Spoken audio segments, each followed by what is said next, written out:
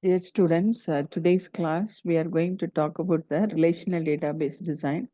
In this one, we just would like to talk on normal form, right? Okay. So we are going to deal with the features of good relational design, atomic domains, and the various normal form which you would like to see. Okay. So here this is a banking schema. So in this one, there are various tables are there: branch, customer, loan, account, like that. There are various tables are there. This branch name, branch city, and the assets. So all these things are um, attributes. In this one, the branch name is a primary key. Okay, branch name is the primary key. So similar way, we have different tables are there. So this is not only for the banking schema, for the other things like student information system, you will have student table, and you will have fees table. Like this, you will be having the different tables will be there. So um, we have to avoid the repetition in the table. For example, here you see this is a borrower loan table. These table have been splitted as a two tables: loan number, amount, customer ID, and the loan number. So when you see this loan number is repeated in this two table. So we have to avoid such situation. So the repetition has to be avoided. Here also will be in the loan table also will be storing the loan numbers, and the borrower table also we are storing the loan number. So we have to avoid such situation. So the repetition has to be avoided. In the another thing is here we have combined two tables. So when you combine two tables, that is a loan amount borrower. This table, when you combine that one, the repetition has to be avoided. So here in the two tables, loan table and the another table as a loan underscore branch table. So both the things when you combine it, we have to avoid the repetition. So when you have any smaller schemas, you have to focus on the functional dependency. So what is a functional dependency? So the loan number and amount are the functionally dependent, because without loan number you cannot specify the amount.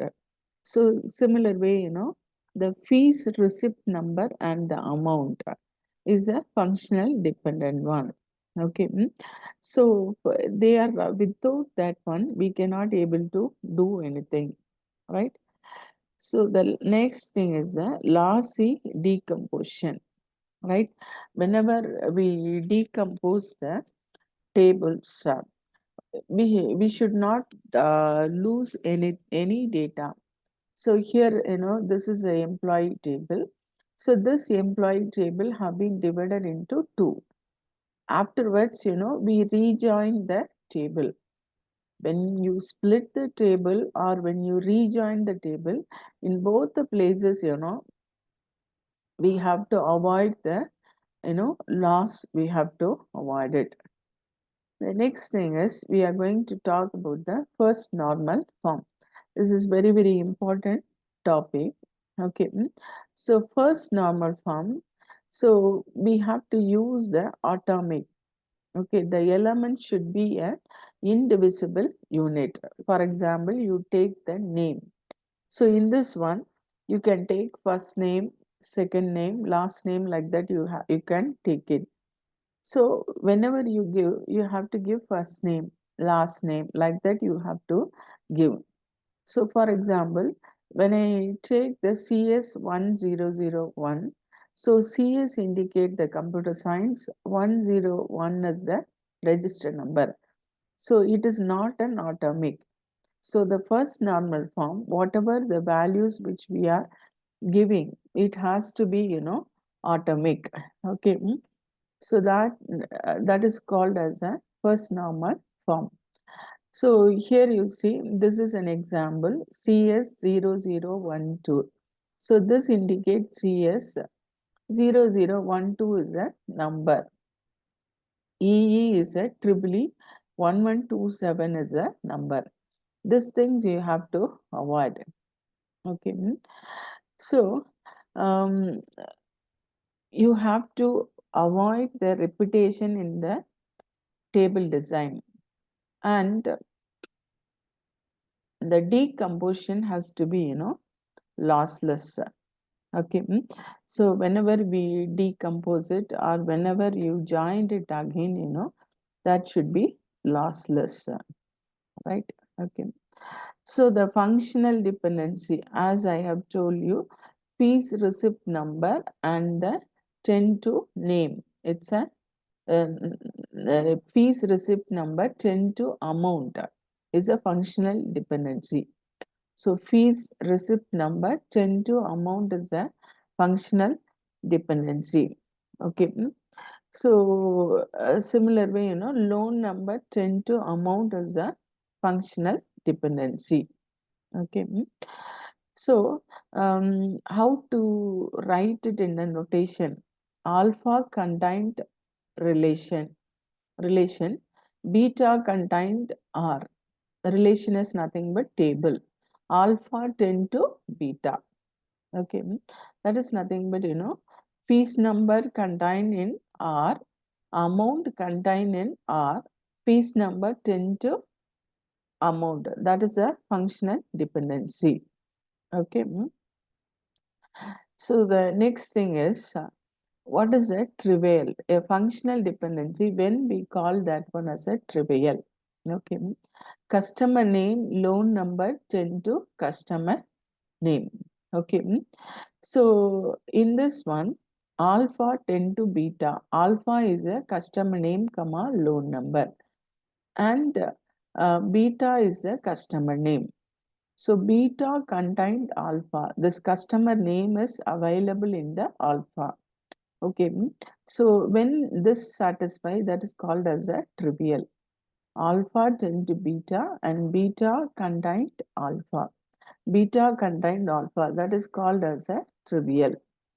So the next one is the closure of a set of functional dependency. Okay.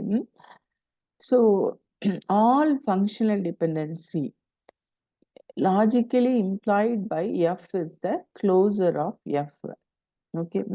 So that is nothing but, alpha tend to beta, beta tend to gamma, then alpha tend to gamma. The entire things together, we say that one as a closure of F, closure of functional dependency. Okay. So in this example, we have given, this is a transitivity, law of transitivity. A tend to B and B tend to C. So that implied A tend to C. This is a law of transitivity. Okay. So first we have seen about the functional, first normal form. The second one, functional dependency, we have seen. Trivial we have seen. Now we are going to talk about the Boy's code normal form. Okay. So Boy's code normal form, here certain condition which we are doing it. Okay.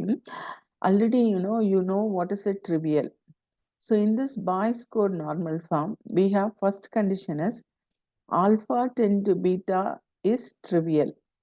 The second condition is alpha is a super key for R. This is a two condition has to be used. Alpha tend to beta is trivial and alpha is a super key for R. Okay.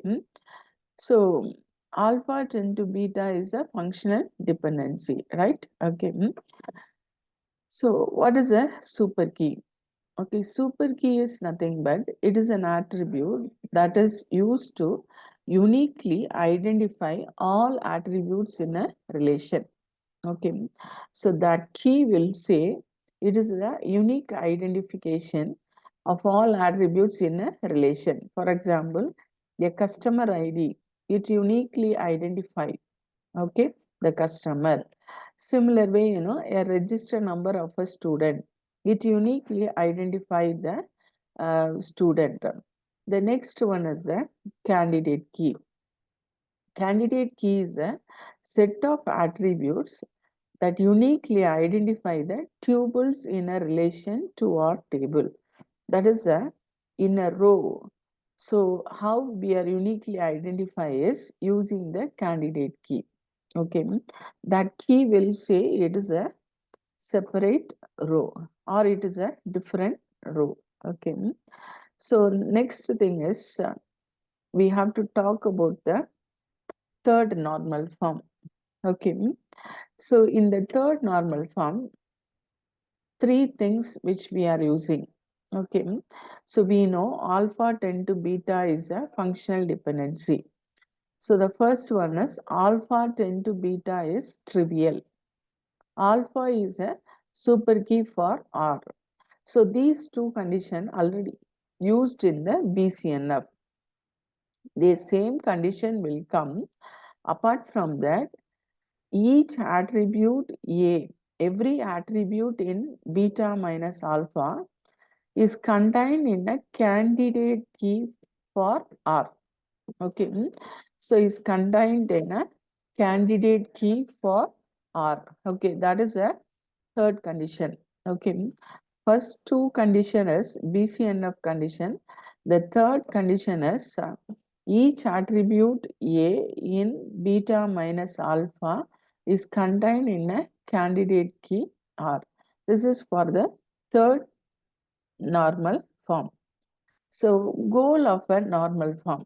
The main goal is we have to avoid the repetition and you have to use the lossless join decomposition. Whenever decompose the data, whenever we rejoin it, there should not be any loss. That is the goal of the normalization. Okay.